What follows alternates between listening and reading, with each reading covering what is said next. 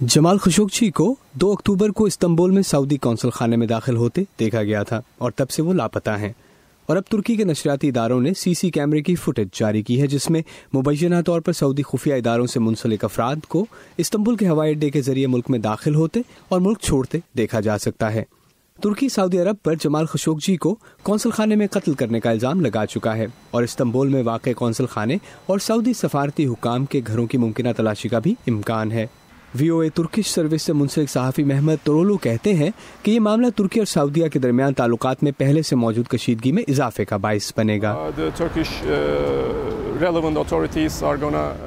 اب ترکی کے متعلقہ حکام استنبول میں سعودی قونصل خانے کی عمارت کی تلاشی لیں گے۔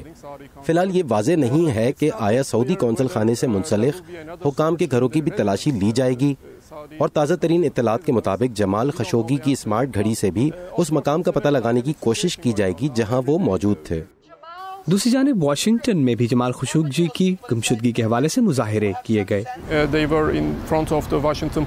آج واشنگٹن میں 2 مظاہرے کیے گئے، ایک واشنگٹن پوسٹ کے سامنے جہاں جمال خشوگی کے مضامین شائع ہوتے تھے، اور دوسرا مظاہرہ سعودی سفارت خانے کے سامنے ہوا جس میں ٹرمپ انتظامیہ پر اس معاملے پر سخت موقف نہ اپنانے پر تنقید کی گئی، اور اس کے علاوہ سعودی ولی عہد محمد بن سلمان کو بھی تنقید کا نشانہ بنایا گیا۔ اس واقعے کے پس منظر میں ماہرین کا کہنا ہے کہ امریکہ سمیت دیگر ممالک کی جانب سے آنے والے دنوں میں سعودی عرب پر واقعے کی تحقیقات کے حوالے سے دباؤ میں اضافہ ہو سکتا ہے۔